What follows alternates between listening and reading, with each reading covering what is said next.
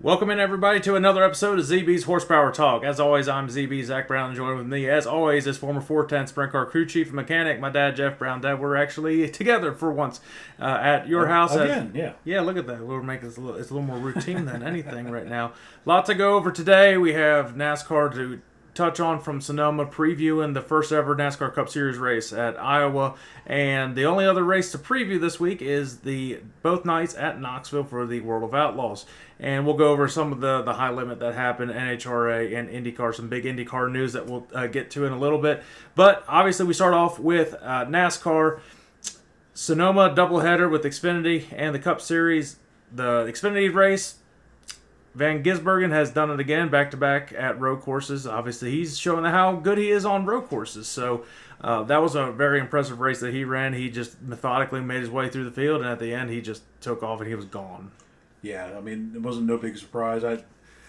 It's one of those ones I wanted to pick him. I thought, he's never going to win two races in a row. Yeah, I thought the same thing. Son of a bitch, he did. Yeah, but he's definitely almost in a class of his own against the Xfinity guys. I'm actually surprised he didn't have a Cup ride for Sonoma. That's a little surprising. I think he does in the. I'm sure he does at the Chicago, so he can try to go back to back here in a couple of weeks.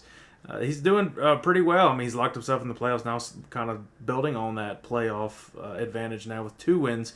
Cup Series, Kyle Larson prevails and kind of uses pit strategy with having the best tires, and Truex stays out and has older tires, and he ends up running out of fuel at the end. Larson was just by far the fastest car. He was able to run down anybody. He was like 4.5 seconds behind, was able to make up that time like it was nothing. He made it up with like 8 laps to go, and he didn't look back. There was a lot more cautions at Sonoma than I expected. Yeah, it was surprising for the Cup guys, for sure. Yeah, and I kept tuning in. I was like, there's another caution. And I'm like, and I said it before. I was like, there's not going to be a caution unless somebody gets stuck. Well, apparently a bunch of people got stuck in the in the dirt there. I think Sonoma was actually a pretty good race. A lot of people agreed that it was a very good race, and I think it is still one of the better road courses. I think the pavement I didn't really notice too much of a difference with the repave. Nah, it still raced about the way you would expect on Sonoma anyways. Yeah, it just the lap times are a little quicker. They say Sonoma races like a short track, and then with all the cautions and the kind of bumping and running, you kind of see that it does race like a short track. You know, Larson had the lead, but he had to pit. And so he was actually, I forget how many laps, 13, 14, 15 laps later than the guys he was going to be battling for the lead. And when he came back out, he was 8 seconds behind. He was a good amount behind. And he had to come through traffic. I thought, there is no way. But that car was really, really fast. I forget who he was racing with and came out. But Larson came up through the field, and I forget who came out right behind him, and he did not come back and get up through the field at all. So that car of Larson's was really, pit strategy was probably the right call, but that car was also the fastest one there at the end anyway. And with that win, Larson now has the regular season points lead and just over Chase Elliott, who Chase Elliott's probably the biggest surprise this year as consistent as he's been. He finished 4th at Sonoma. So those two Hendricks have got it going on right now. Byron and Bowman have kind of fallen off a little bit, especially Byron. How surprising how much he's fallen off as strong as he was. I don't expect it to last too long. I'm sure all it takes is another win, another few top 5s, and then you're fine. Rather have the funk now than going into the playoffs. Yeah, you want to get hot at the right time, and towards the end of the season's definitely the when you want to do it. Yeah, I don't know what happened with Byron. That's he started off so strong, and whatever they had early, either everybody caught up to it or he lost that edge just a little bit right now. Yeah, he's still good. Just hasn't been great. But this has been it could turn around anytime. Well, this has been a story with Byron, though, over the last couple of years. He's been so strong, and everybody's like, he's going to win the championship this year, and then every single year he falls off about this time. So maybe they've kind of learned what they need to do. Larson's pretty maybe hot with right the now, 3 wins in the bag, they've been testing some different things. Possible, but I wouldn't try testing things. I would still try to go out there and win every single dang race and be as consistent as possible, because momentum is a big thing in the Cup Series. If your momentum doesn't matter it matters for other people, and if other people feel like they're getting hot, they're going to tend to race better too. Which I thought Cindric would actually race better at Sonoma. The way he got that win, he kind of fell off on that race too. He's a good road course racer. Yeah, he's definitely a good road course racer. I had him in my fantasy, and I had to put him in my garage because he sucked. Well, you won fantasy this week, and you wouldn't have if Martin Truex Jr. wouldn't have ran out of gas on the final freaking turn. Yeah. And if my aunt had balls, she'd be my uncle. So yeah. So we're still behind significantly. Mom in fantasy. Yeah, I gained 90 points on Mom, and I'm still like 100 behind. Well, we'll give our fantasy here in a second. Going into Iowa, first time the Cup Series has ever raced to Iowa. We've been saying we've been wanting them to go to Iowa for a long time. Finally, they're doing it. Iowa's got a repave. Christopher Bell's not too happy about it. It's got half of a repave. Yeah. Well, before we talk about that, let's give our power rankings heading into Iowa like we always do. Our top one's probably exactly the same. So getting into Iowa, I'm going to crack open this, and so you probably will too. Busch Light Peach, it's new. Yeah. They're not a sponsor, but if you guys want to. If they want to be, we do work for beer. Yeah. So I wanted to try it. Oh, that's actually good. That's actually really good. I like that. Nice peach flavor aftertaste. Yeah, I like that. That's not bad. Yeah, I mean, I drink 10 or 12 of them. All right, so the power rankings heading into Iowa. I'm going to give you my top 5, and we probably have the same 5. So at number 5, I'm going to keep him there. I think I had him there last week. Ryan Blaney, he was a solid run at Sonoma. He was in top 10, top 5, had a shot to possibly win it.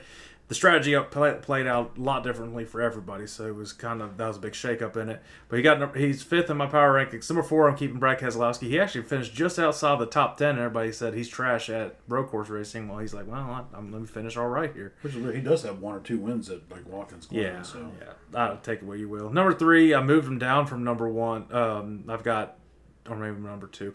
I've got Denny Hamlin at number 3.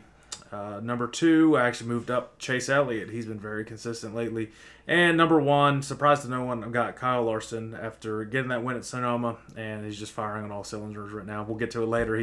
He just won at high limit, so he didn't want to win an Indy when we were there, but I mean, I guess he's making up for it now. So our top 5 is slightly different. So at number 5, he had a great run. I have Chris Buescher in at 5. Number 4, and Blaney is Ryan Blaney, which surprised me. He's normally not known for road course racing, but he looked real strong. Number 3, I have Chase Elliott. Number 2, I dropped him down 1. We'll give him a pass for blowing up an engine. That really instantly. Yeah. So I got Denny Hamlin at number 2, and I did move Kyle Larson back to number 1. Yep. I'd be surprised if anybody's power rankings across the board are going to have Larson not at number 1. He's got the momentum now. Now, heading into Iowa, I don't have a trivia. I do have a trivia question this week for you. I did this earlier. Who are the active drivers in the Cup Series that have won at Iowa before? And there's quite a few of them. Ty Gibbs. Ty Gibbs won. John Hunter Nemechek. No. Okay. Wow. Ryan Preece. Maybe. No. I'm trying to read all the... Okay. I'm trying to think who was like recently moved up from Xfinity, because that's the only ones that... Who's complaining about the repave? Oh, Christopher Bell. That's one of them. Okay. Who's won at every track on the Xfinity circuit at some point? Kyle Busch. Kyle Busch has won it. Let me just go through it. And this is including like Truck Series too. So between Xfinity and Trucks have raced at Iowa before. But Brad Keselowski's won there. Eric Jones has won there. Ricky Stenhouse Jr.'s won there.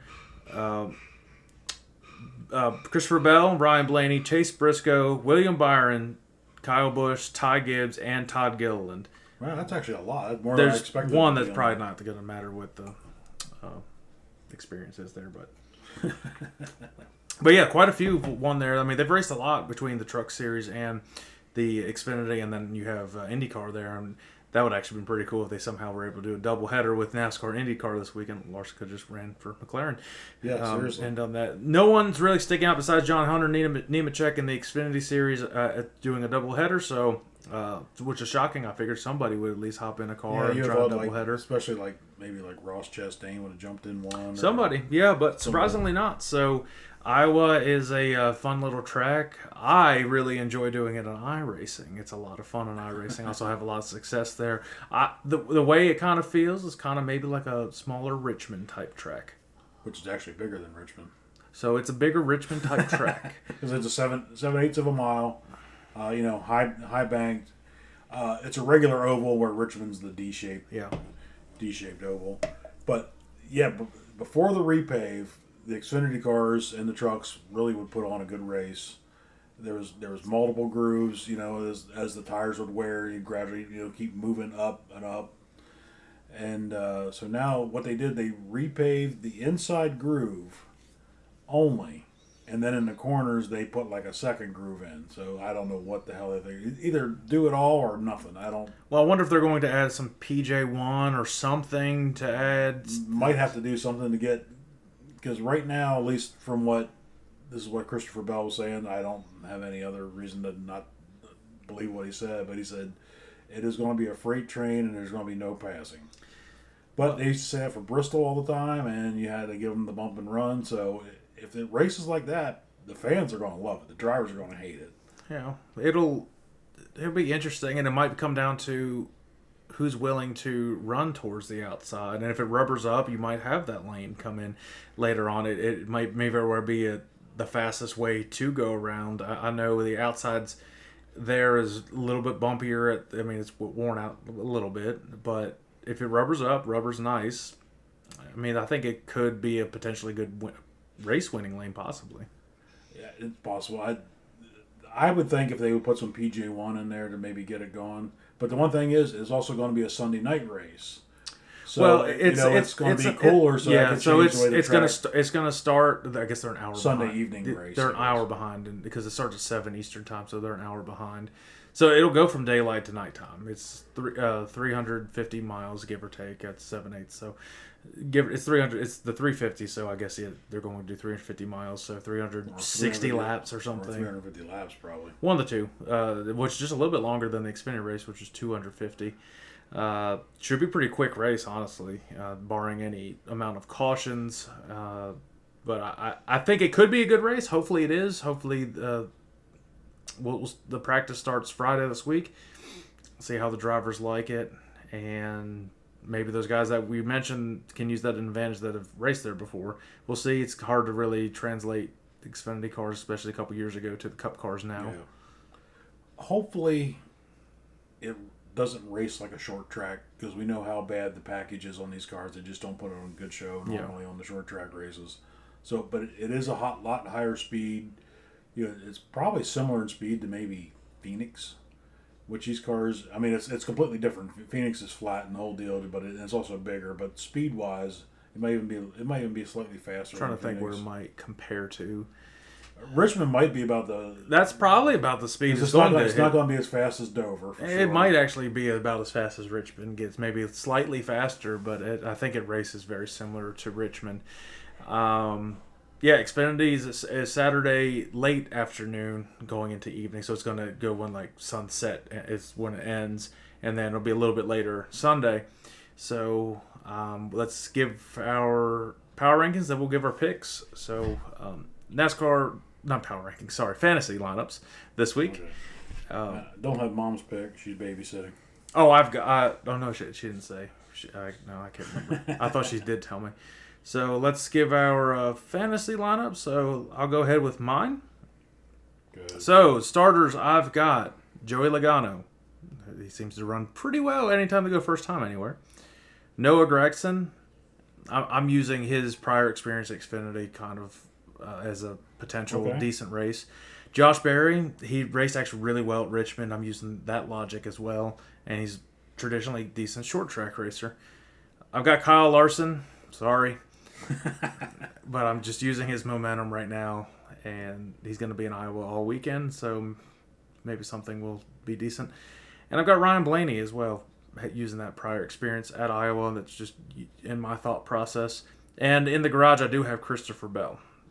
Okay. The feature matchups: Kyle Larson versus Denny Hamlin. I have Kyle Larson again. Momentum goes a long way.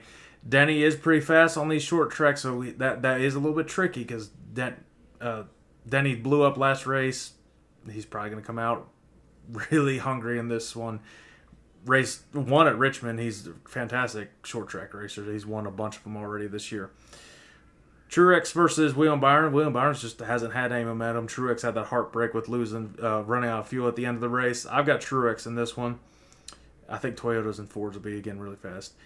Joey Logano versus Ryan Blaney. I've got them both in my lineup, but Joey Logano always seems to randomly come out of nowhere these tracks that no one ever races at. And Chase Elliott versus Christopher Bell. Chase has got some momentum, but I've got Christopher Bell kind of using the same logic before, and with him complaining about it, that'd be hilarious. He ends up running really well, as saying there's no passing. So, all right, go ahead and get yours. All right, some of mine are just kind of random, trying to use some drivers up. But I do have Joey Logano, Josh Berry, Chris Buescher, Ross Chastain, and Chase Briscoe. And then randomly in my garage, I don't know really why I put this, I have Todd Gilliland in my garage. Hey, he's got that Iowa experience we talked about. Yeah. So maybe he'll run well. And my feature matchups, ours are mostly different. So I do have Denny Hamlin over Kyle Larson, William Byron over Martin Truex Jr., Joey Logano over Ryan Blaney, and Christopher Bell over Chase Elliott. Well, this is the week one of us can maybe make Roundup. Probably possibly. not.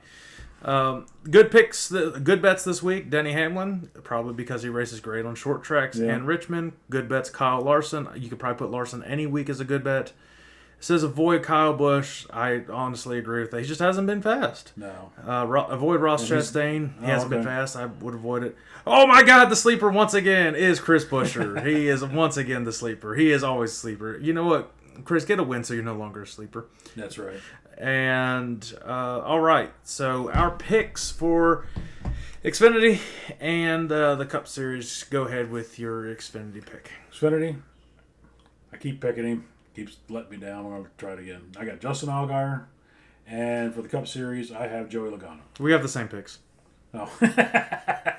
I picked Joey. I had him. Yeah, I was like, a new track, you got to pick Joey. I for sure was going to have Joey. Now he's going to crash.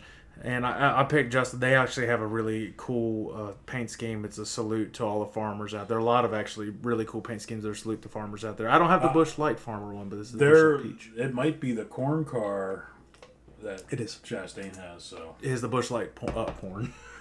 It's a porn car. No, Busch Light corn car. It was like a salute to farmers is what Chastain does. So yeah, if y'all want to reach out for this too, we're going to go. All right, let's go over just recapping real quick of the couple series that happened. IndyCar, Will Power finally gets a win, and I watched it was the same time as the NASCAR race. It was hard to just like pick which one you want, and Will Power was able to use strategy in his favor. I know you didn't see it, so I watched a lot of the highlights. The highlights were fantastic. You saw everything you needed to. It's just how they work with the Outlaws too. He used strategy to his advantage, pit at the right time. Pit crew did a fantastic job, got him out in front, and there was no looking back. Will Power's had so many second-place finishes over the last couple years. He had like a 12-year win streak that got snapped last year where he didn't win, and he finally gets back on the win streak, and he's a points leader now. Yeah, good for Will Power. He seems to be one of the guys everybody kind of likes in IndyCar. Yeah. It just seems, I don't know him from Adam, but seems like a decent guy. It seems like he's always a popular driver when he does well. He's been around a long time. Well, it was a 1-2-3 finish for Penske as well with McLaughlin and Newgarden up there as well. So yeah, Penske's got it going on in IndyCar. But shout out to Newgarden, had that bad crash. Yeah, that was a nasty crash. He comes back and helps get a podium finish. So. Just the sound when you watch that video of him crashing, it's fast. The sound. It's like holy cow! It just cut real loose on him heading into a corner, and surprisingly, and I probably jinxed him saying that hey, Scott Dixon is never going to let a point lead go away, and instantly gets like last. Yeah, well, I think I picked Joseph Newgarden this week, so yeah, it was better than mine. I think I picked Rinus VeeKay, and he his car blew apart or something. But Road America's a neat track, especially for them. For them, it is a great track. The bigger stock cars, I don't like smaller, faster cars with downforce. It was a good race. It really was a good race. There was a lot of passing, a lot more passing than Formula One, and there was quite a lot of action that happened. There was enough cautions that helped it keep it interesting. I think there was a caution lap 1. There was a crash. So yeah, a lot of excitement in IndyCar this year. It's been really good so far. A lot of racing this year actually has been really good. The biggest news out of IndyCar this week, though, is that Fox now struck a TV deal, and they will be racing on Fox every single race next year. They actually just released their 2025 schedule as well. So Fox is going to have the double duty on Memorial Day weekend, where it's the Coke 600 and the Indianapolis 500. So that's going to have their TV ratings going up. That's probably a big reason they wanted to buy that, to have that massive. Yeah. Now, if they could somehow get the rights to Monaco, they wouldn't know why have to change their station. So. No one watches Monaco anyways. I don't even know. It's on. All the drunk pregnants turn it on while they're getting drunk, waiting for. I think it's on British TV or Sky Sports or something. They're never going to buy that, especially how expensive Formula One is for some reason. Yeah, so that pretty much does it. IndyCar, they're not racing this week. They're back in action next week. And NHRA, just touching on the results from NHRA, I got my top fuel pick right again. You did good on that. I never really fully expected Schumacher to win, but good for Tony Schumacher getting back in the win column. Austin Prock wins funny car. Jake Coughlin wins in the Pro Stock. And surprise, surprise, Gage Herrera won in the motorcycle. But shout out to Gianna Evaristo, who made the finals and been on the show. So if you guys haven't seen that yet, go check out the episode with her. She's improving each and every week, building confidence, and she's a fun driver to watch too. And she's got a great personality for the sport, so it's great to have that in the sport. Yeah, she's just a little sweetheart there. She's super friendly. Will talk to anybody like you meet her in the pits. She's she definitely got to be a fan favorite, just the way she'll spend. Because maybe she's not the most popular driver there, but so that gives her the time to spend a little time talk to the fans, and it was nice when we were when you were younger, we went to Maple Grove and Antron Brown was running motorcycles. He took the time and was talking to everybody, and it was really super nice. And it's really cool. Most of those NHRA guys, they will interact with the fans because especially if you do it. I think we went. It was either a practice or the probably that Friday, Friday or Saturday. So it wasn't like any high pressure. So it was really nice where they would spend a little. And they have a lot of downtime too. Yeah. They would talk to you, a little more. And NHRA has always done that right with fan interaction and fan appreciation. They need to work on their TV program. It's too long, and need to not put it on at 10:00 late at night because it just I can't make it. I mean West Coast people they could see it, but we're not on the West Coast, and there's a lot of race fans on the East Coast, especially Indiana. A lot of where they're based out of. You would think they would have it a lot of Eastern time stuff, but they're off this week too, so nothing to preview for them, but. There's no telling who the favorite in the championship besides motorcycles is. Yeah, like Tony Schumacher said, coming out of nowhere. He's like, there's 12 cars that can win any given. And he was 11 or 12. I think the finals was 11 and 12 together. So so literally anybody can win. It's except impressive. for maybe Brittany Ford. She really seems to be struggling. She is struggling randomly. And Steve Torrance has kind of been struggling because you pick him. So. Yeah. All right, that does for NHRA. We'll touch on High Limit real quick, and then we'll finish off with Outlaws like we always do. The High Limit series once again been putting on good shows, except the one last week. Rico kind of stunk up the battle. There was no battle for the lead, but battle for second. Yeah, coming up through was a much better and the day before that was Corey Day, who continues to impress in High Limit. For 18 years old, and he runs the living hell. It looks like he's been running those things for 20 years. He's just confident in what he does, which is awesome. It's awesome to see because. And now I've been saying he's probably the next Larson. And he had that late model debut for Junior. He freaking won. It was a smaller race, but he still won. It was his first ever asphalt race. He's like, let me go win that too. So his skill talent is very similar to Larson. We'll see how much offers he gets in the future with potentially NASCAR. I mean, obviously.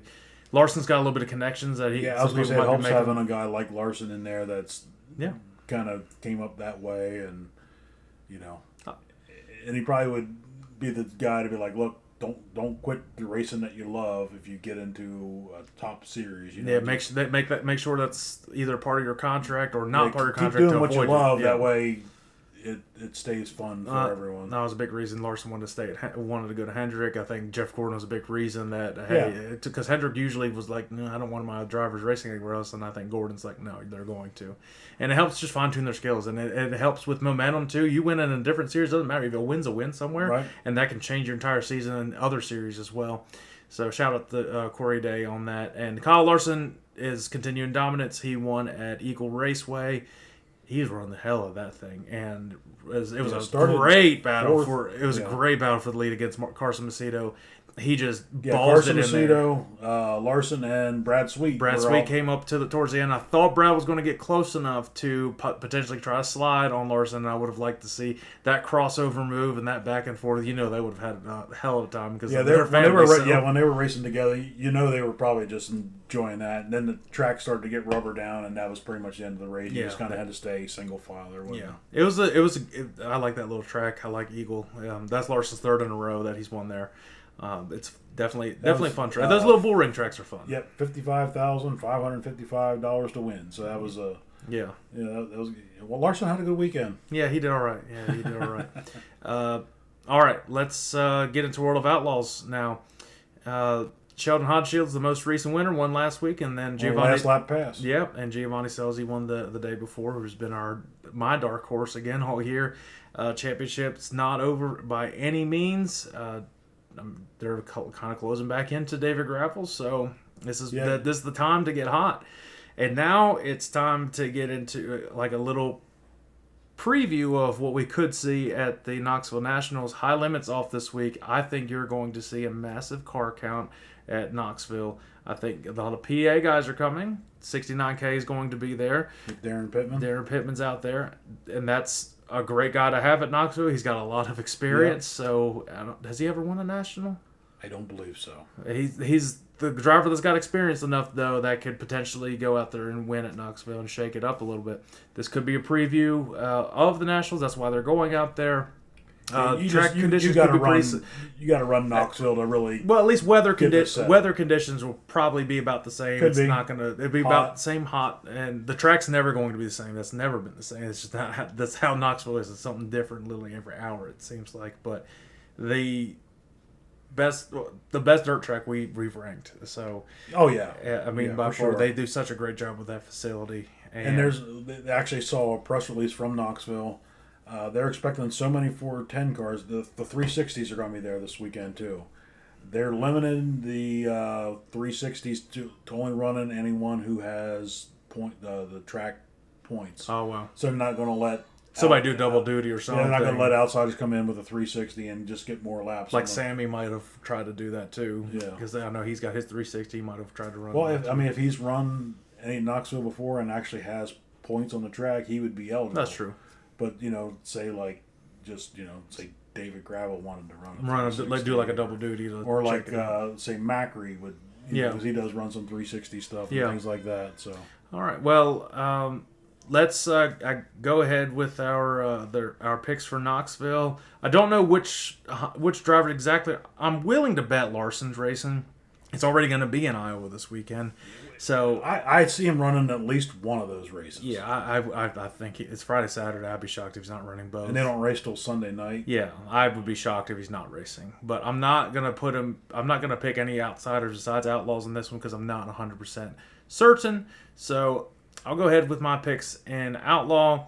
So Friday night, I'm going with the king of Knoxville, the guy that's the best active driver at Knoxville right now. I got Donnie Schatz, who has kind of been under the radar right now. He definitely needs a good run. And for Saturday, this guy's been on a roll. I'm picking him once again. I got Sheldon Hodenshield. He's been on such a roll lately. And again, this is one of those things. Momentum goes a long way in all the series, and I've got a feeling that he might do well this weekend. So Sheldon's probably going to win, because I'm not going to pick him this week. He'll win on Friday where I didn't. So first night, and this guy has really not been anywhere, but some reason gets around Knoxville really well. I got Logan Schuchart for Friday night, and then how do you go against David Gravel? That's true. And David Gravel last week flips that car. It was destroyed. They rebuilt that sumbitch in about 3 minutes and got back out there and had a good finish. It's insane unbelievable how what those guys do that. Yeah, it's amazing. That's crazy. My brain don't work that because I saw it. I'm like, oh, there's no way. Because I've seen them like fix like a front end. Yeah, it was wings and everything. I was like, holy. I was like, cow. oh, he's done. Nope, he comes back out. It's insane. So, all right, well, that does it this week. Next week is the High Bank Nationals at Huset's. So that's an awesome track. That starts Wednesday. That's a lot of racing next week for them. So their mini nationals is what they do. Yeah, that's an awesome little racetrack. That's one to go see for sure. Well, once again, shout out to Busch Light Pete. You guys want to send us? Yeah, that was very good. If you guys want to send us out some stuff, send us a message, please. It's all the information's on the YouTube channel. If you want to reach out, we would really much like that because we like beer and beer and racing goes well together. That's right. Make sure you follow this on. Anywhere you get your podcast, check out the YouTube channel, like and subscribe to it, and follow on all social media platforms as well. Until next week. We won't be together next week. We'll do a virtual like we usually do, but we will see you guys then. All right, bye, everybody.